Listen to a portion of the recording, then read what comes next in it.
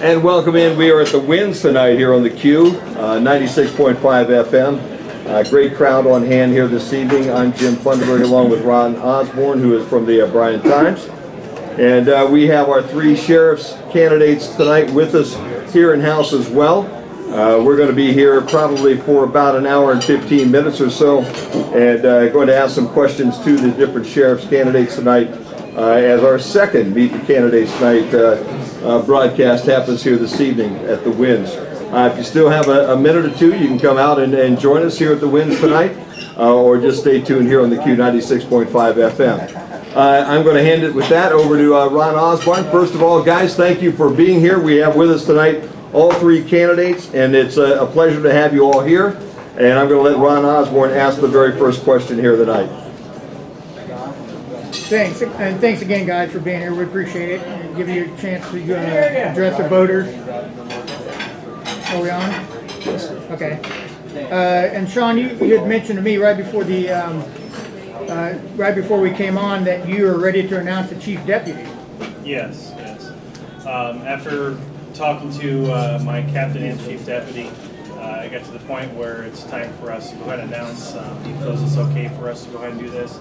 My chief deputy has 25 years in the sheriff's office. His name is Ryan Baird. He also had 7 years in the reserves in the sheriff's office. He also had 12 years as a volunteer with the Bryan Fire Department. He also went to Police Executive Leadership College. He also has a 2-year associate's degree from Defiance College in criminal justice. He's lived in Bryan since he was a year old. He's been a leader at the sheriff's office for many, many years. He was in second command for quite a few years. He was one of the field training officers for myself, but he was definitely someone that brings family structure back to the sheriff's office, and I'm pleased to announce that Ryan Baird will be my chief deputy. Okay, thank you. And do you plan to have a captain? Do you plan to have a captain as well? Yeah, we still plan to have a captain, but at the request of him and his family and stuff, he's asked me not to say yet. Okay. I'd love to tell you, but out of respect to him, I will not yet. Okay. And Tom, I believe at the last candidates night and with the Bryan Times, you've announced that Jeff Lehman will be your chief deputy? Yes, sir. Jeff Lehman will be my chief deputy. Jeff served as Montpelier's police chief for at least 15 years, 28 years experience in the police academy. Works at the college now, still working in law enforcement, 32 years total in law enforcement. Okay, thank you. And Tim, do you have any updates for us? Have you chosen chief deputy? Can you say who it is? I appreciate that, and no, at this particular time, I have not selected a chief deputy. I'm staying focused just strictly on the campaign itself at this time, and at such a point in time, I believe it just comes down to timing when it comes to selecting that individual that will also help to represent and be a key role for the Williams County Sheriff's Office with me as well at that time. So I appreciate that. Good, thank you.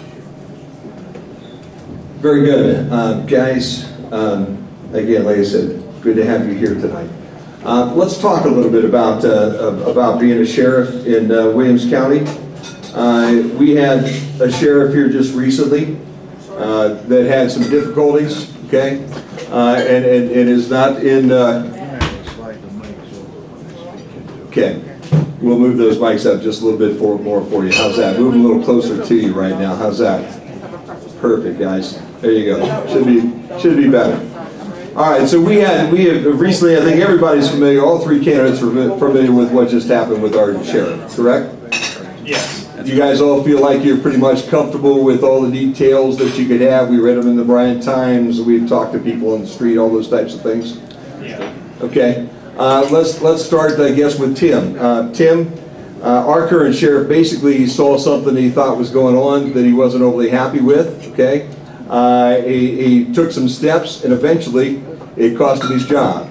How would Tim Livengood have handled that case that we just saw? Or do you even think that's something that the sheriff should have been involved with? Well, I think that it's important to understand that, when we are in a position as a sheriff for the county, it's imperative that we reach out and we utilize those resources that we have available to us, whether it's through county prosecutor's office, municipal prosecutor's office. We utilize those resources and we take that advice, take it into consideration in making sure that we have everything that we need with regards to any case or any complaint or investigation that we're taking a look at.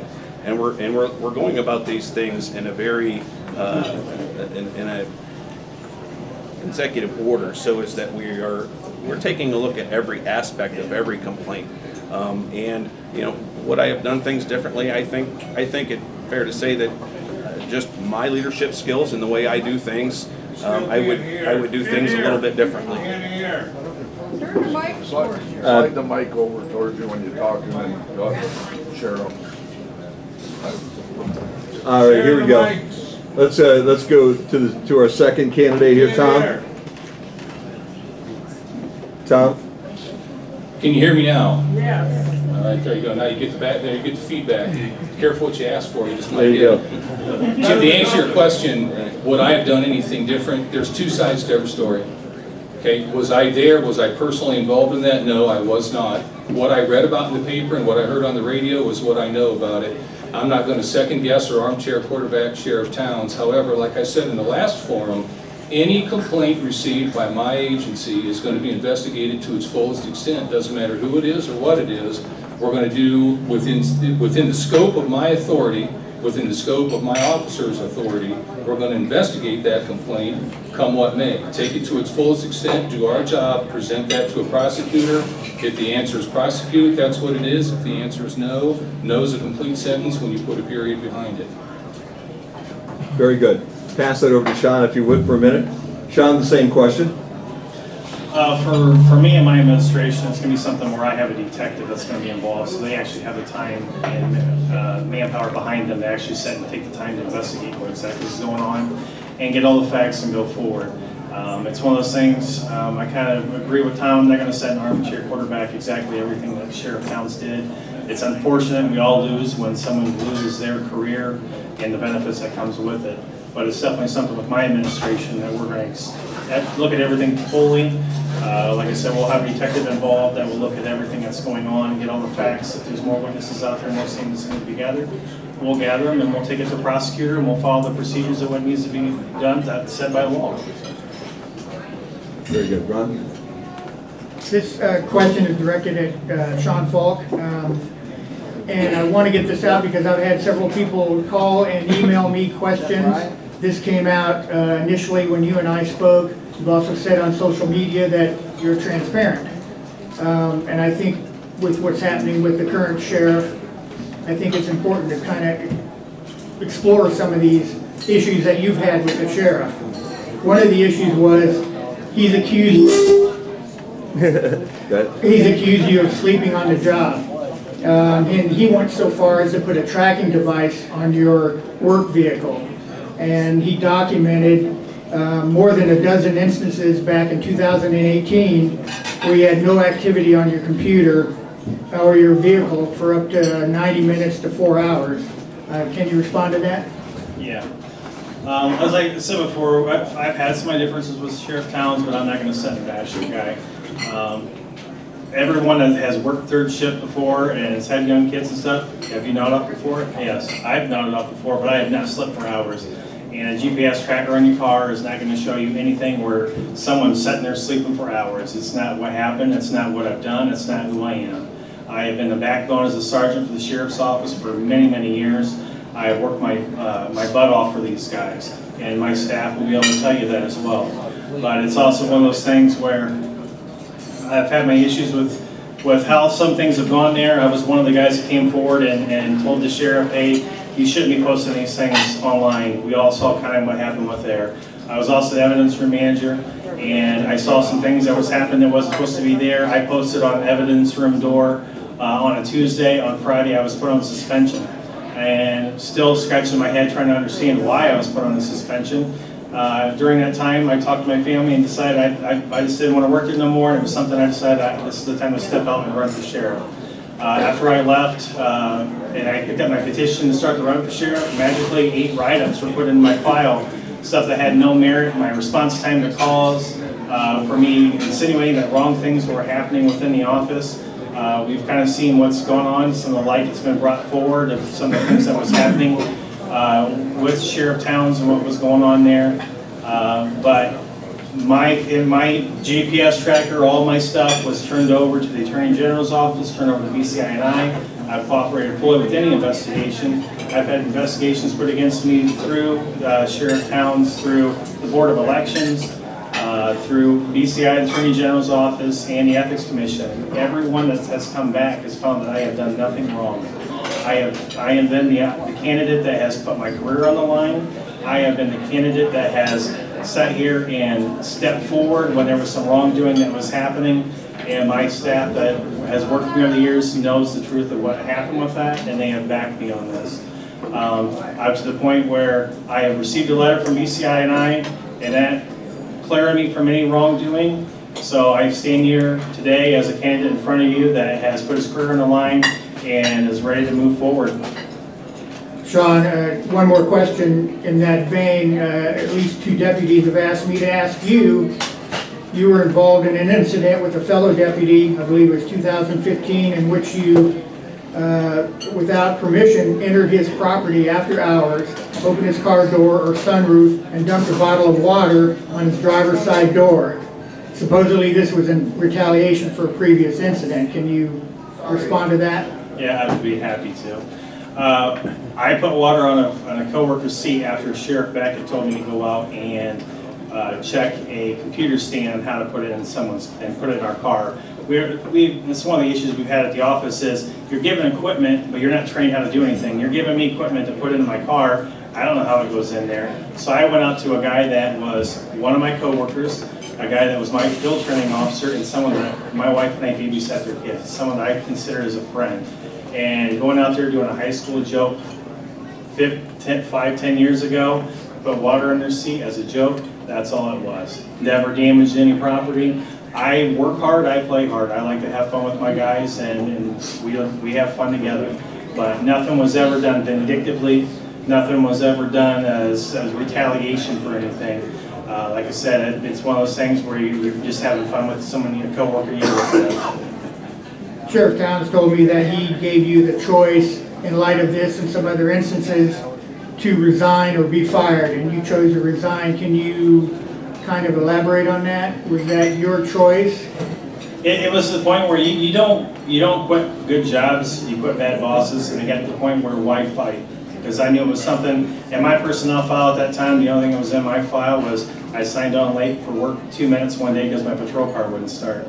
So in a union place, how do you go from having hardly any reprimand in your file to termination? It doesn't happen. So do you want to sit there and go through all this and fight with somebody, or you just say, you know what, I'm done, I'm tired of standing behind you, I'm going to put myself forward and I'm going to move forward. So it was something I sat down with my family and talked to them. I said, I just don't want to work for the guy no more. So you resigned? I resigned because I wanted to move forward and run for sheriff. All right, very good. Tom, there's a question out there. Obviously, the other two candidates have some police background, honestly, in police departments, sheriff's departments, whatever it might be. Your background doesn't seem to have any real police work, I guess the average person would say, okay? That was a question that came into me. So explain that to him. Why would somebody believe that you could transition from the Department of Wildlife to a sheriff's department tomorrow? I would absolutely love to answer that question. I've waited for somebody to ask me that for a long time because I keep hearing that you're not a real officer. First of all, let me just spell that right away. To be a state wildlife officer, game warden generically is what you hear, but the actual title is state wildlife officer. To be a state wildlife officer in the state of Ohio, first of all, you have to have a college degree and go through a very stringent background to even get hired. It's very competitive. When I got hired, there were 3,160 applicants for 25 open positions. And you are assigned at the state's behest. But the very first thing that you're going to do, you're either going to be billeted at the Ohio Peace Officer Training Academy, or you're going to be billeted at the Ohio State Highway Patrol Academy, and you're going to complete the basic peace officer certification program. You're going to be certified as a peace officer. In other words, you can go to work for a sheriff's department or a police department right then and there. Then we get sent, wildlife officers, for an additional amount of time to the State Wildlife Officer Training Academy, which is of equal length and is even more law enforcement intensive, that includes water enforcement, watercraft enforcement, search and rescue, media presentations, and then all the different wildlife programs that you're going to be tasked with administrating when you're assigned to a county. You are the only officer assigned to a county. When you work for ODNR Division of Wildlife, there is one officer per county. So you are the man. The entire scope of wildlife administration and law enforcement in that county lies with you. You're then assigned to a county and you're put on a year-long probationary period, okay, before you're promoted to Wildlife Officer 2. So training is far above what a normal officer would need. Very good, thank you. Tim, you also, if we go back in your past 10, 15 years ago, had some difficulties and also had to leave a law enforcement job. And folks were looking for a little more definition, a little more clarity, looking back on that incident that happened as well. Sure. No, I appreciate the question. And, as we take back a look here, it's important that all of us as candidates or in the political field are as honest and transparent as we possibly can be. And from 1987 to early 2004, my law enforcement and military career was unblemished. In early 2004, I was disciplined. I was written up for dishonesty at that time, and I accepted my punishment.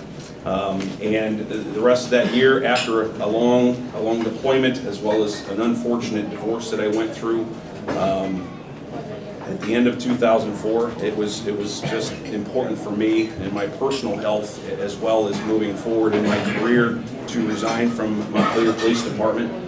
Certainly there were some disagreements between myself and the administrator, and that's okay. I don't wish to belittle that or take anything away from it. I have to stand up and take responsibility for my actions. And from 2005 until present, again, my law enforcement career has been unblemished. And I received Top Cop Award last year in March, and this here just recently was awarded the local district and state law enforcement officer of the year for the VFW. So over a 32-year law enforcement career collectively, if I had one blemish, I think we're doing okay. I'm happy with where I am. Very good. Thank you, Tim. We are in the radio business, so we need to step away and take some time out for a commercial or two. You've got the Republican Sheriff's primary Meet the Candidates tonight here from J.J. Wins in Holiday City, Ohio. We'll be right back with more right after this timeout.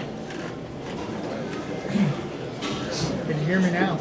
I think so. I think we got it. It's kind of with all the speakers, it kind of makes for a weird little room. So we're getting there. Getting mine out? But I think we got her figured out. So all these people that I hear you guys speak, go speak, hold the mic forward. Hey, Chief. Is it getting better, Ed? Is it a little better? A little bit better? Yeah, cool. We keep working and dial them in. I think we get her all done. Thank you, sir. What's up there, guy? Good, man. Everything sounds okay? Good deal? All right, man.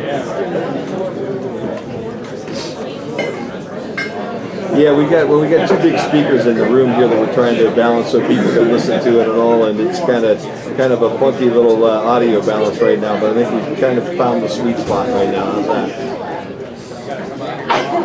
How much time we got right now?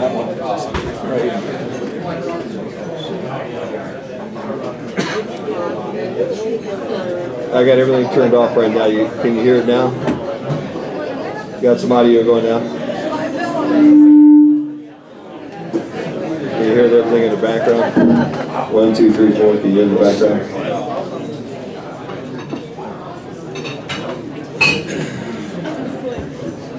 You got the Q speaker up? You ought to hear it, man. I don't know why, but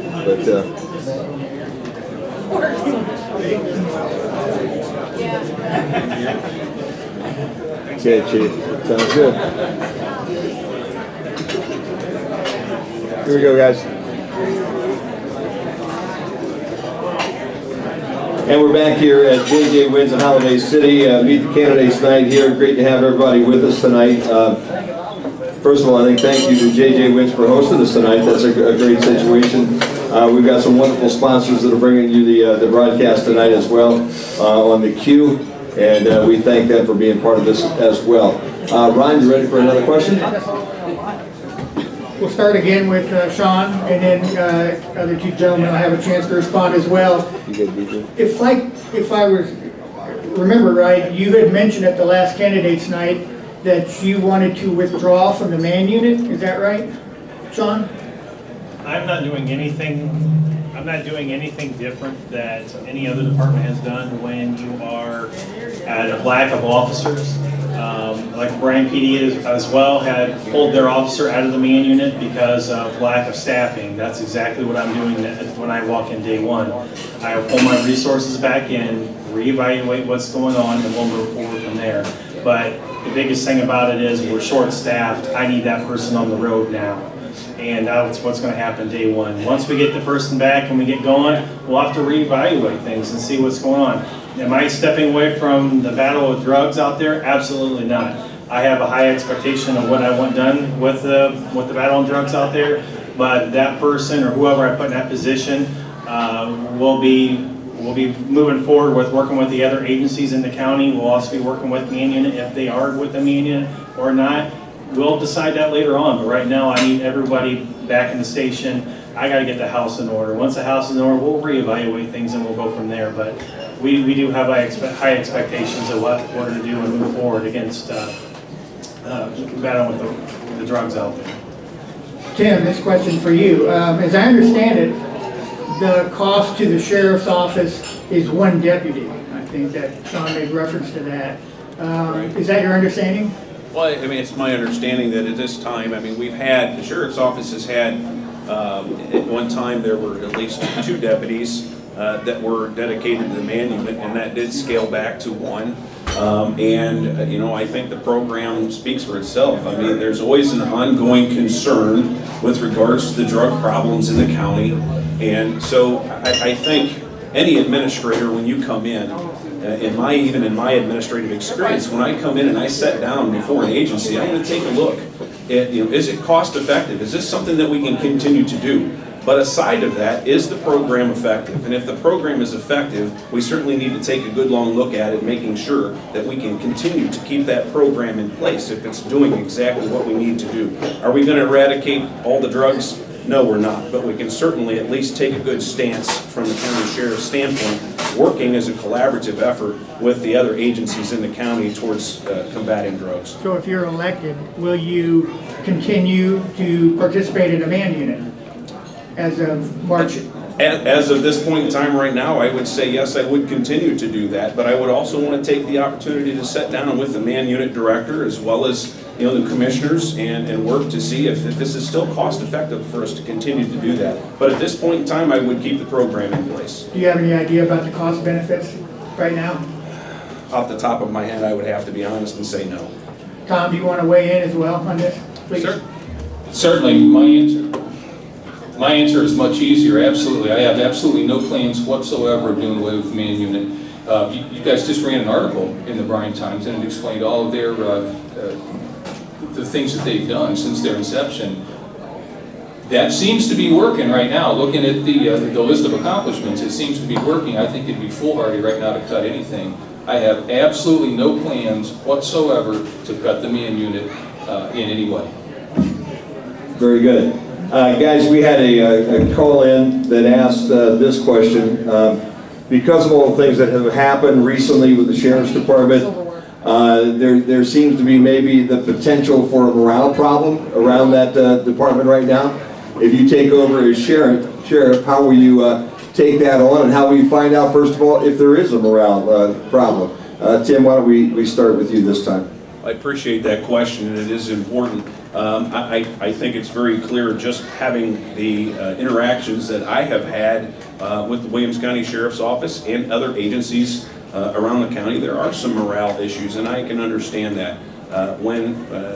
attitude sometimes reflects leadership, and that's not necessarily a ding on anybody, quite honestly. But I think what's important is that we establish what I've referred to for a long time as an officer wellness program. We need to make sure that our officers are taken care of from the moment that they come to work until the end of the day. We don't want any officers coming to work worrying about, or deputies worrying about, when the next write-up is coming. We don't want to worry about that. We want the deputies to be able to come to work and enjoy coming to work, enjoy doing the job, and going out and doing the service part of that. I've said before, service before politics. As a sheriff, I'll take care of the politics end of things, and I'd like for the deputies to worry about one thing, and that's just serving and protecting the community that we've sworn to uphold. Tom, you want to slide that mic in and answer that same question for me? Certainly. As far as a morale problem and how you address that, I know that all my years, Jim, with working for the state, if there was a morale problem, you could 100% of the time point your finger towards the leadership. Morale is a product of the way the shop's run, period.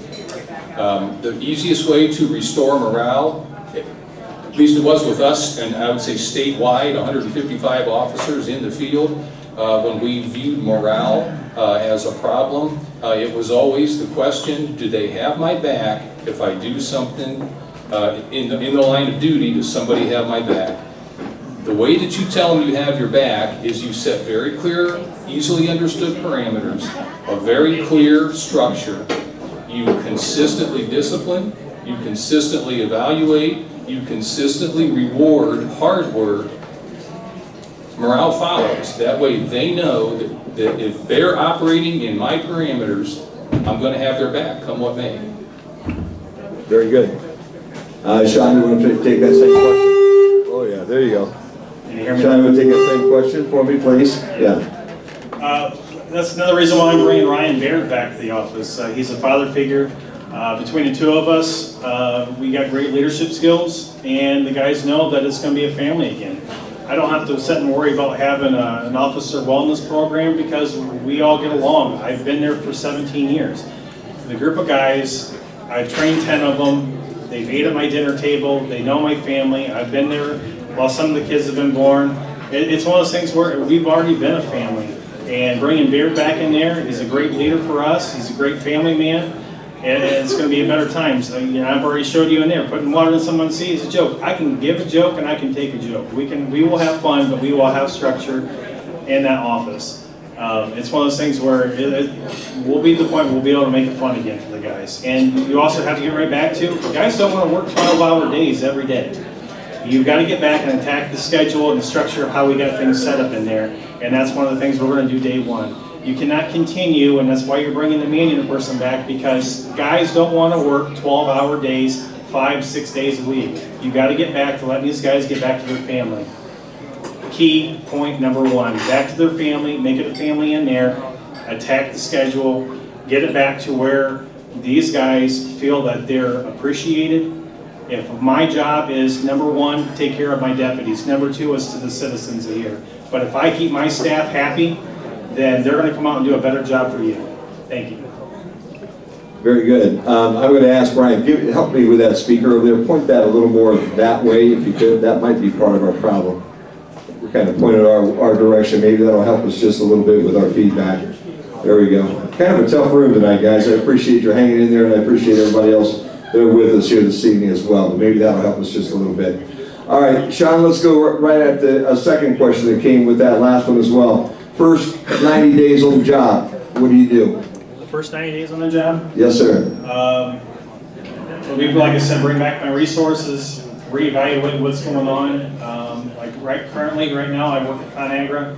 I'll be in the process of leaving there. Baird's working at Spangler's. They'll be putting a 2-week notice in and moving in. So it's going to take a little adjustment, get everyone into where they're at, because these other places have taken us in, and we've got family workers there as well.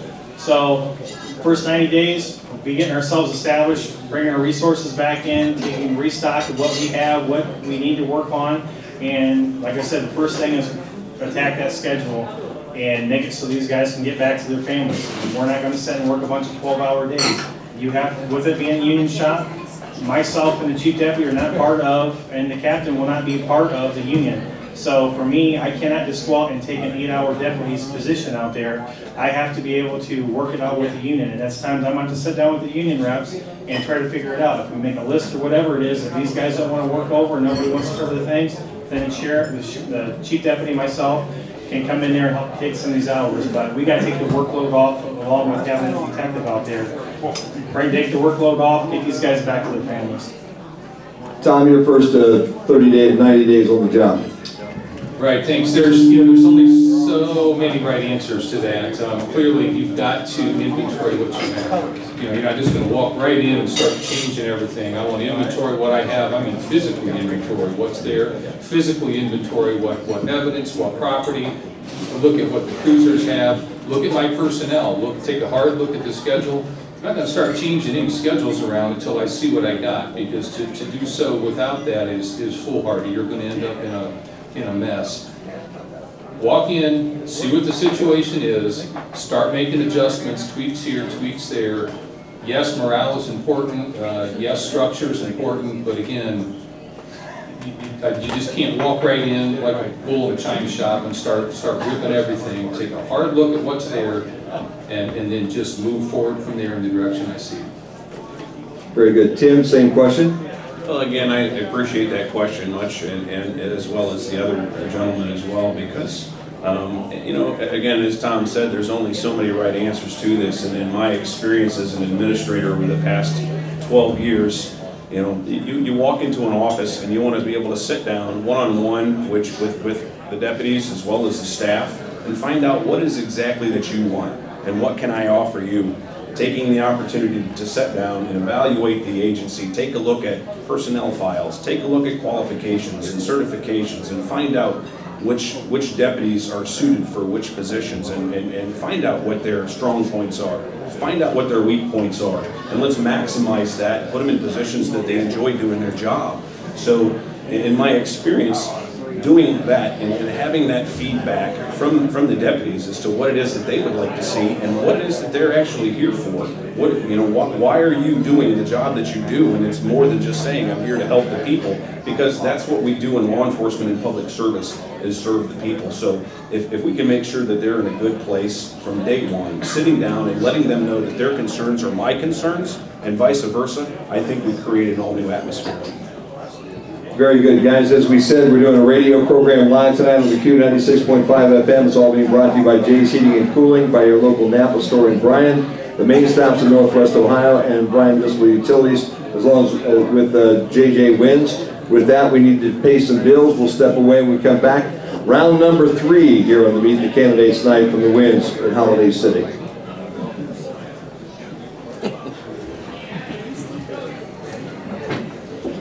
Everything going good, guys? Got enough water and all that kind of good stuff? Good. Yep, Okay. taking care of us. We're adjusting to the feedback, immediate feedback.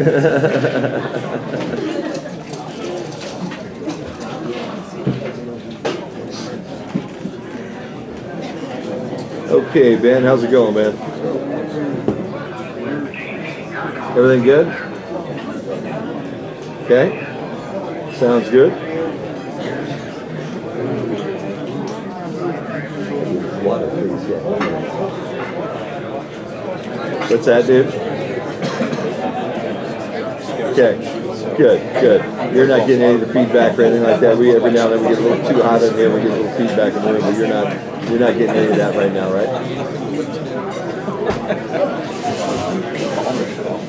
Okay, sounds good. Sounds good. That's what we need. All right.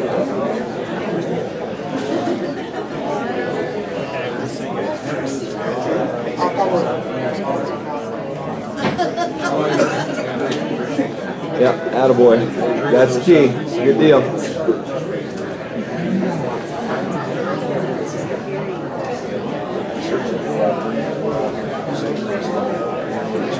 Okay, Bob.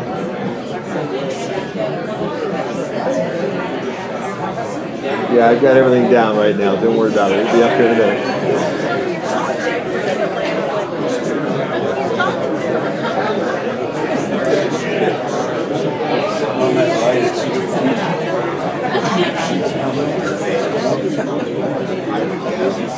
All right, we're back here at the Winds happens after the commercial break. And Ron Osborne, your turn. Each of you guys has mentioned to me in other forums about rebuilding relationships. And you've talked a little bit about maybe the need to rebuild relationships within the sheriff's office.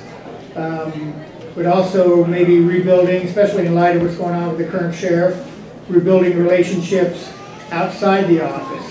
And I'm speaking maybe specifically towards other agencies, prosecutor, the commissioner. Do you see that as an issue? And how will you take that on? And how will we know those relationships are getting better? We'll start with Tom. Sure. Every time.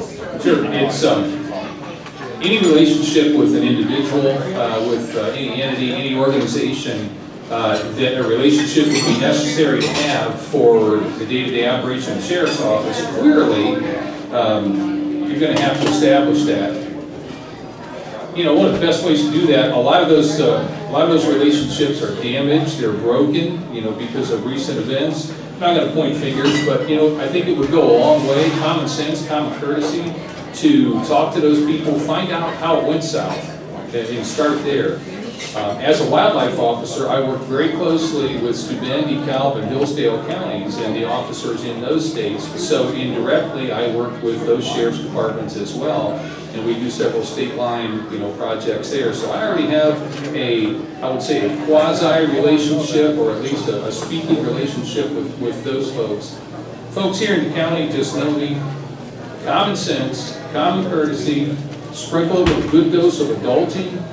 Relationships are pretty much in the bag at that point. Do your job. We don't have to be best friends. Get the job done. That's what the citizens need.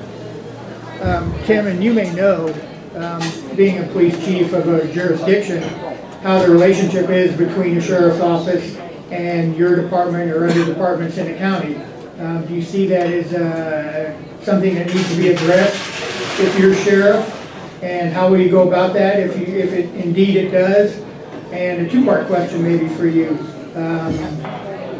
How about relationships with the county commissioners, because they have the budgetary strings, so that's kind of a second part of that. Can you address that? Well, I think it's important to understand that, you know, I grew up in this county and I lived here all my life, and I entered into law enforcement in 1997, and I've had some long-standing relationships with all of the entities in this county, whether it's with the Williams County Prosecutor's Office, whether it's with the municipal court system, whether it's probation office, whether it's just citizens on the street, other agencies throughout the county. I've been with the Williams County Chiefs Association for 12 years, and we currently have amazing relationships with the other agencies around the county. I can reach out to any one of them at any point in time, and I know that they have my back and they understand that I have theirs.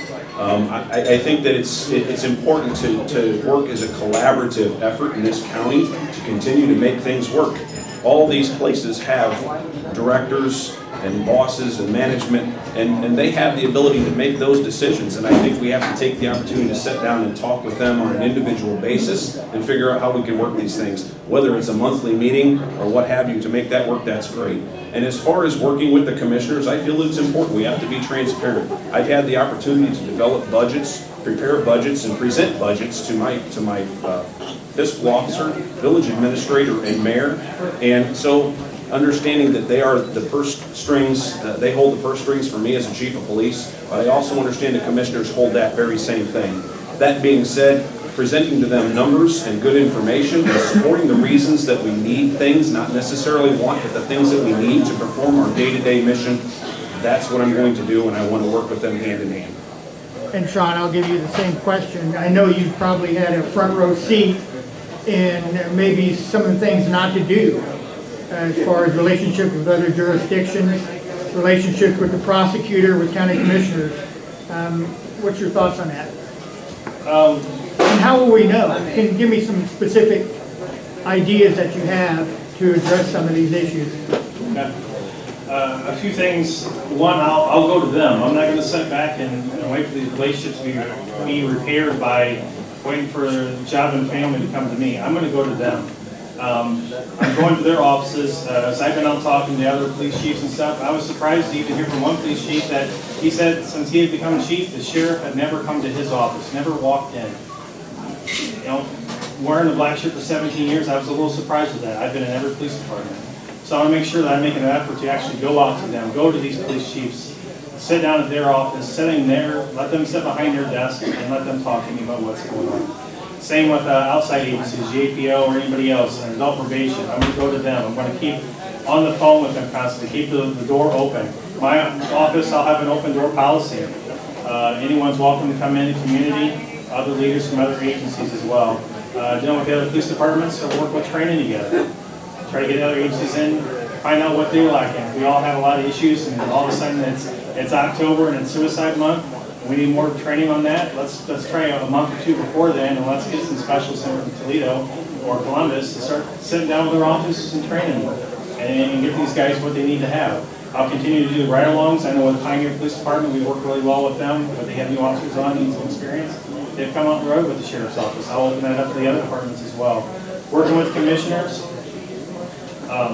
I will, again, constantly be in the phone with them. I'll constantly be in talking to them. I've worked with 3 sheriffs. I've seen what to do, what not to do, kind of what Ron has said. But it's one of those things where I've already presented this one question to them. I've never seen a sheriff ever go up to the commissioners and say, hey, these are my plans, this is where I want to get to. How do we get to this point? But also, what is there that I can do for you? What needs to be done? Is there things that you need a sheriff's presence in this area? Is a sheriff's presence in that area? What needs to be investigated? What needs to be looked into? But I've never seen someone go forward and talk to commissioners and say, what do you guys need from us? All right, guys, here's a question that came in from one of our listeners here today. What's each one of your candidates' position on having female enforcement officers on your staff? How about some female sheriff's deputies in Williams County? Tim? I'm absolutely open to that. As an administrator, well, even before that, when I was working with other agencies around the county, I've always enjoyed the partnerships with the female officers. I think that they bring a lot to the table, and as an administrator with the Pioneer Police Department, I've hired females onto my department because I feel that they play a key role in the community, having the ability. Sometimes there are certain situations that require that we can have a female officer or a female deputy that can play an important role, sitting down and talking with a situation where maybe there's a domestic violence situation or a sexual assault situation or a rape case that may need a female touch to be able to sit down with them so they have an ability to feel comfortable and talk openly and freely. I'm a huge proponent in that, and I'd like to welcome as many females to the force, and I'd be happy to work with them. I appreciate that. Tom? Sure, absolutely, Jim. Just to answer that question, yes, with ODNR, we have female officers there as well. I don't have any trouble with female officers. Tim had a point that, I mean, there is sometimes having a female officer for interrogations, et cetera, is going to be very beneficial. But when I look at my officers, I'm not going to sit there and discriminately say, well, this is a female officer, so she can only do this, and this is a male officer, so I can use him on that. If they're wearing my deputy uniform, they're one of my deputies, and they're going to be held to the same level of training, the same level of qualification across the board. So would I welcome them? Absolutely. Am I going to discriminate because they're female? Absolutely not. That's the right answer there.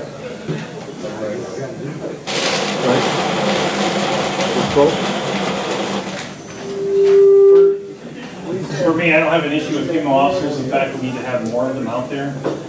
It's getting really hard at this point anymore to actually find officers that will even go to the academy. With everyone out with cameras and recording what's going on, it's hard to even get officers out there. So if you can get more female officers, great. I completely support it. Another reason why you want to have some more female officers is when you're out on the scene, sometimes you have to call for a female officer from a smaller department to come out because we don't have a lot at the sheriff's office, because you have to do pat downs. Our officers just can't go out and just pat down a female if it's a male officer. that's one of the issues you run into. Also, we have extraditions. In the sheriff's office, if somebody has a warrant and they went to Florida and the judge signs an extradition warrant for us to go pick them up, if it's a female, I have to send a male and a female down there to go pick them up. If I got female officers, it makes my job a lot easier. But also, one thing that I have noticed with working with female officers is their report writing is a lot better and they're more detail oriented than what most of the guys are. So would I stand to have more female officers? Absolutely. Very good. Guys, everybody's talking at this point in time about themselves and maybe a chief deputy. What will be the responsibilities when you're a sheriff and a chief deputy? Will you be on the road? Will you be in the office? What do you perceive your job to be? Sean, let's start with you. I have made the comments and stuff already that I will be a working sheriff. I will be out handling calls. Like I said, if you're out speeding on the side of the road, if you're out speeding, there's a chance I might be the one pulling you over. I don't expect my guys to do anything that I won't do. It's the same way I was when I was a sergeant. I'll get out, I'll go out and move that dead deer off the road. I'm not afraid to go out and get dirty. I will be out leading by example and leading from the front. My chief deputy, Ryan Beard, is the exact same way as well. He will lead by example, and he'll be out there handling calls as well.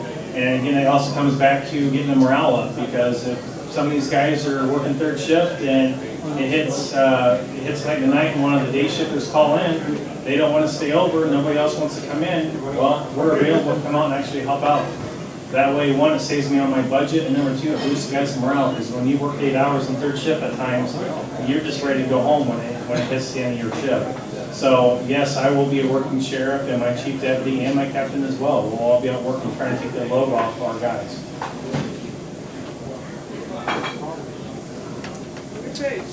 Yeah, Jim, it's,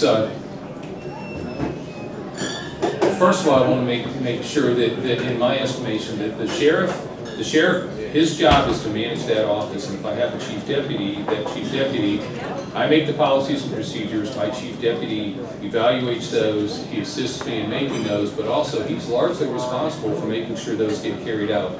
Every single person that wears that uniform in my office, including me, of course we're going to be working deputy. I mean, if we're shorthanded, of course you're going to step in and do that. If there's something going on in the road that needs a hand, and I'm sitting there as a trained officer, I'm not just going to sit in the office and let it not happen. Of course we're going to be working. But the sheriff's job is the manager. If you're managing your office correctly and scheduling your folks correctly, delegation of authority is largely to the sheriff. Tim, same question? Sure, I appreciate that, and I agree much with what Tom was saying as far as managing the office. The sheriff's job is to manage the office.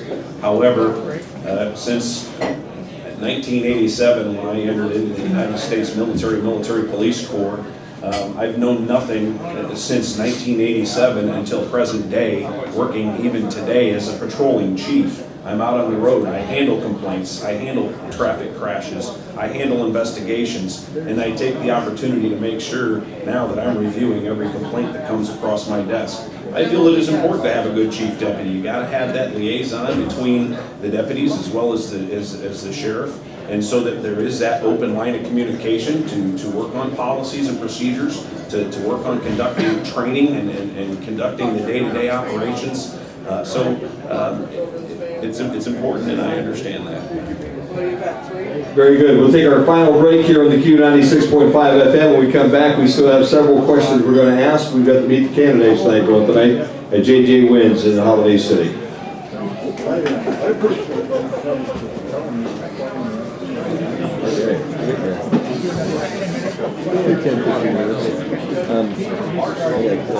Just text me body cams. Yeah, I love it. I thought that was a pretty good question too. What's up there, Chief? Okay, sounds good back here. Everything's good that way? Okay. Good deal. How much time we got there? We get he told me first. Okay, man.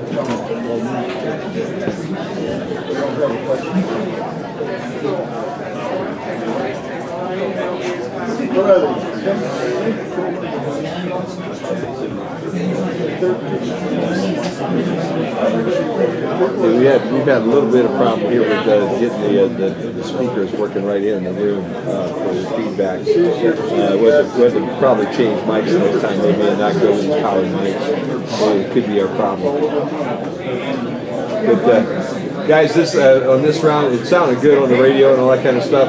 Pull it to about that far away from you as you pull it in, and we'll see what that sounds like. But everything's going well up there. I don't know that everybody here is hearing as well as what they want to, and I have to apologize for that. What's up, guys? Are you there, Ben? How we doing for time?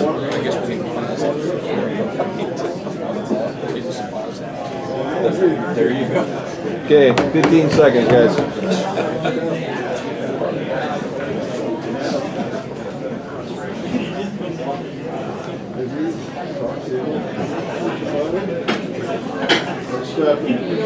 Back here at the JJ Wins, and this will be our final segment. We're going to take about 15 minutes or so to wrap up the questions that we have, 15 to 20 minutes. For all of you here, thank you for being here tonight. We apologize a little bit for the hearing problems. We'll work those out as we go the next time out. Get a little more volume there, but it sounds like everything on the radio is going well, and we are happy and thankful for that. All right, I had somebody that actually just texted me a message, guys. How's that? For instant response from somebody that's listening at this point in time. And they wanted to know about body cameras and potentials of putting a body camera on sheriff's deputies and what your thoughts were with something like that. Tom, why don't we start in the middle this time for you? Yeah, I appreciate that question. Over the ice machine, can you hear me? There you go. As far as body cams go, we were given body cams as ODNR officers as early as the late 90s, one of the first generation ones. And there was one glitch that kind of happened with those. Sometimes they would decide not to work all on their own. So then that's going to raise the question in court: did he turn it off? Did it turn it off? You know, so it was kind of a catch-22. Those finally got perfected, and close to the end of my career, those were not only issued to us, but we wore them quite often, especially when we were in any kind of a high-risk stop or a high-risk warrant or anything of that nature. So if the budget allows it, if it's something that we can get a decent quality system that's going to work and operate for me to eliminate those problems, hey, I'm all for it. The way I'm going to train my guys, they got nothing to hide. Sean, you want to take that question then, too? Yeah. It's really going to come down to the budgeting, see what the budget has in there. I know the sheriff's office, we've tried a few of them out. I don't think they really cared for what we've found so far, but it's always a possibility, but it's something we have to look at. It's also something that when you do this stuff, you're going to have to set a policy for. When is it going to be on? When's it not going to be on? When are we also looking at the evidence part of it? Because you still got to come back and secure the video and the audios of those. And then you got to also take the time to build or to burn those to DVDs or CDs or anything and send it out to prosecutors. So it's also going to be something we got to talk to the kind of prosecutors, see if that's something that they even want to mess with, have it out there or not. So there's a lot that's to it. It's not just going to be, well, do we want to have them, we're going to buy them and put them out there. It's going to be something you got to look at your budget, you got to build a policy on it, how you protect the evidence, how you going to store the evidence, how you going to burn these things to CDs, DVDs, or thumb drives and get these things back out for prosecutors. Because everything we get the prosecutor has to go to the defense attorneys as well. So a lot of stuff that they put together is one of those things that we have to get double copies of. So there's a lot of thought that goes into that, but it's something that it's not out of the realm of possibility, but it's something that would have to sit down with my captain and chief deputy and figure out. Tim, same question. Okay, I appreciate that. Just having the opportunity to take a look at those as an administrator. I've looked at multiple different camera systems. Obviously, the state of Ohio at this point has not gone to a mandate as far as wearing body cams. However, I'm not opposed to it. It would certainly be something that I would want to sit down and talk with deputies about, feel things out, see where they are with it. Obviously, there's nothing to hide with that, but again, we still have to take a look at, is it affordable? There are grants out there that we can go out and we can seek grants to help defray some of the costs as far as that goes on body cams. they can play a very important role as far as assisting in documenting complaints or helping to go back and look at maybe some of the details that require. Although some of the expense that we're finding as far as the storage element of that, it becomes very, very expensive. You can either store that information in-house or you can store it off-site, but it becomes very costly. So we have to take a look at what's affordable and how we go about forward with that. And obviously making that conversation with the commissioners to ultimately determine whether or not that money or that funding is available to us to move forward with it. John and Tom, you both talked to me about, because of your experience with the sheriff's office, you saw the need for additional training. Can you talk about that? Explain what kind of training maybe we're talking about, how you'll carry that out, how you'll pay for it, and who will be involved. And actually, let me start with Kim with that question as far as training. What's your ideas about that? Well, I appreciate that question. Training is a very integral part in law enforcement across the board. Unfortunately, I think if you don't train, if you don't use it, you lose it. So I think we have to take the opportunity to make sure that our law enforcement officers are seeking and being able to obtain as much training as they possibly can. I currently belong to a couple of different collaboratives where we pay a very minimal fee, and that fee might be in the neighborhood of about $1,100 or so. But what that does is that gives every single one of the deputies or officers in my current case the ability to go and attend every one of those trainings for that same cost. The other option is to take a look at seeing those deputies that are within the sheriff's office already. They're already certified to do training and do in-house training, reaching around the county to determine other instructors. I know there are a multitude of instructors throughout the county who have extensive training certificates, trained in many, many different training opportunities. So reaching out and conducting training in a county-wide atmosphere, giving that opportunity to kind of save some money that way and give the officers the training we need to have in addition to like legal updates, etc. That way we can continue to be well-trained all year round. Sean, you were a deputy and a sergeant and a trainer. So can you address that training issue? What kind of training do you see the deputies need today? How will you accomplish that? How will you pay for it? Owens puts on a good program where they list out a lot of classes out there. A lot of it is free for the officers in this area. So we'll continue to utilize that. That's one thing the Sheriff's Office has been very good at using. I will also continue to work with our insurance company. The insurance company usually has several different classes that they'll take care of and pay for our officers as well. That's more free training for us. There's also grants out there. But I also will work with our local police departments, and there's several trainers out there from each department that train different aspects of different parts of our jobs. Utilize them as well. But one problem that we definitely need to fix at the Sheriff's Office is getting the equipment and just handing it to the guys and say, here you go, figure it out. That has to stop. We have to break that circle that keeps happening of giving you the equipment and there's no training on it. So that's something that before we hand things out, there's going to be policies wrote and there's going to be training out there. But like I said, I've trained 10 deputies while I've been there, and we definitely have done a really good job of getting them 3 or 4 months on the road with their field training officers. We'll continue to do that. We won't cut them loose until they feel like they're ready to go, and we feel like they're ready to go. But it's also one of those things where we'll continue to push our training forward and see what the officers want to do. Tom, you were a special deputy. So in your experience, what did you see that was lacking in training, and how will you address that? Ron, what I saw that was lacking in training was no reflection on the officers, it was no reflection on the trainers.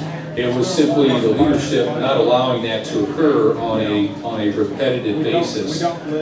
We've all driven by fire stations before, and we all know firemen. They train repetitively. It's the same thing over and over. That way, when they get to the house that's on fire, they don't have to think about what they're doing. A lot of it just happens. We have a saying within the state, as far as our training goes, that you never rise to the occasion, you sink to the level of your training. To that end, I have a training program pretty much in place. It's a quarterly based training program that each time will include firearm proficiency with both your 2 long guns and your handgun. It will also include that same day, we'll simply swap, in-house various, what I call police certification training. What I mean by that, constitutional law, refreshers on car stops, baton recertifications, any handcuffing, escort positions. Deputies are taking guys to and from the court all the time. When's the last time they practiced that? The things they do every day, over and over and over, that program is already in place, and with Jeff as chief deputy, we can do that very inexpensively, and we can do most of it in-house. Very good, guys. Let me pose this question to you. Just recently, it was came out that there's a potential that whoever wins the primary might end up being the interim sheriff in Williams County. So question number one, how does that make you feel? Do you feel like that's a good idea? All right. Question number two, if you happen not to be that person, will you run as an independent maybe this fall? Tim, why don't we start with you? I appreciate that question, and it certainly, obviously speeds things up a little bit more than I think many of us anticipated, quite honestly. And in my current position, it's something that I have to currently work with my mayor as well as our council and make those decisions as we near that place.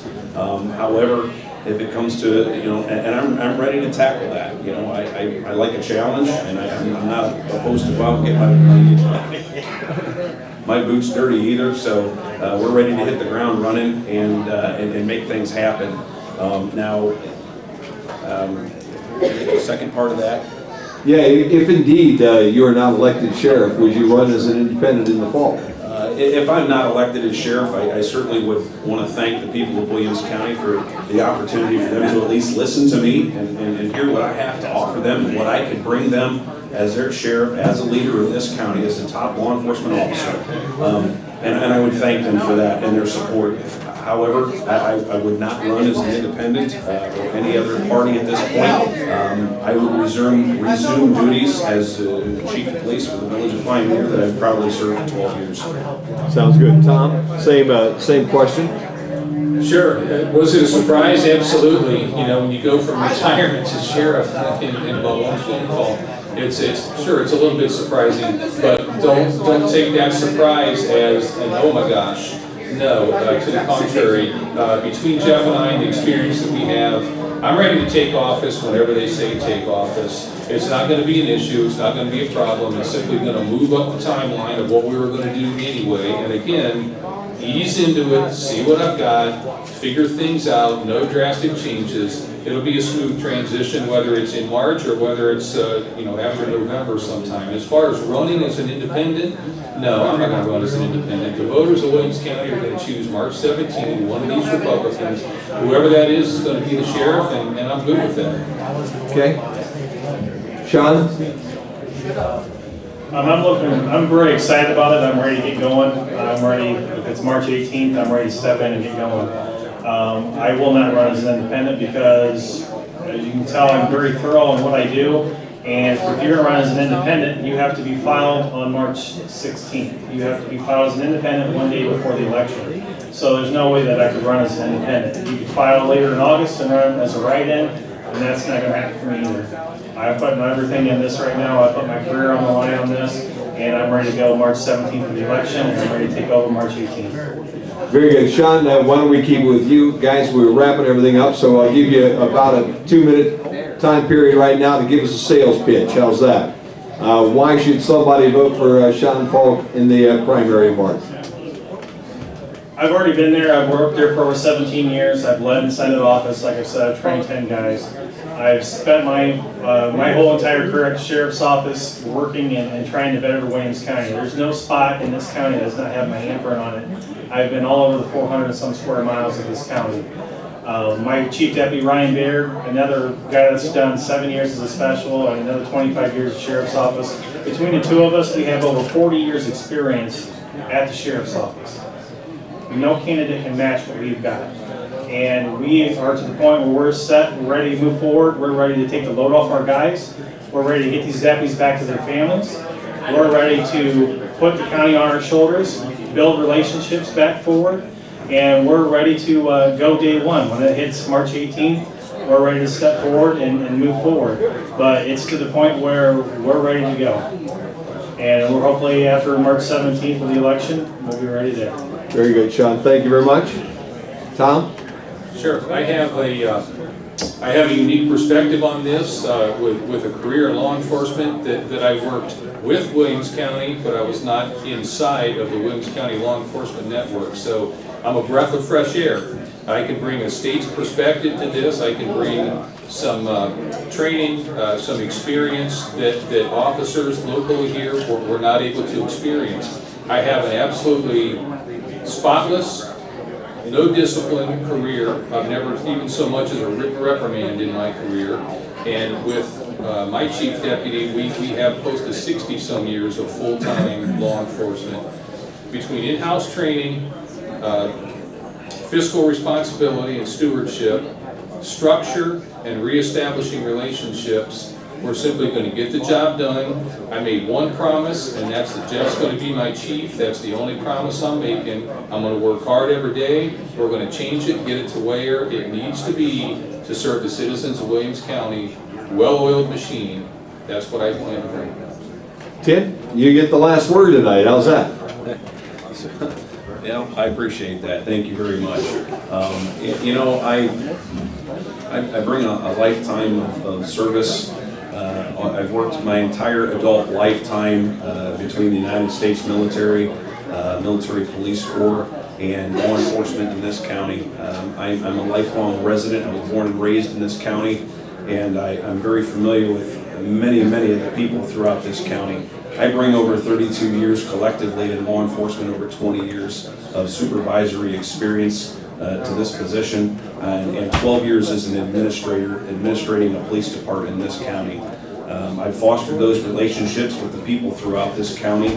I'm going to continue to do that because I know that I have the ability, I know that I have what it takes to bring those relationships together. And I think that collectively, and I would say this, it's going to take this entire county to work together in a collaborative effort to continue to strive to give this county just exactly what they need. And that's good law enforcement, that's a good sheriff, and I bring that to you. Fantastic. Gentlemen, thank you very much for your time tonight. How about a round of applause for our candidates tonight? And how about a round of applause for everybody who stayed with us tonight with all the hums and bums and ups and downs. We get those things I think were worked out relatively. We appreciate everybody being here. Ron Osborne, thank you for the Bryan Times for being part of this.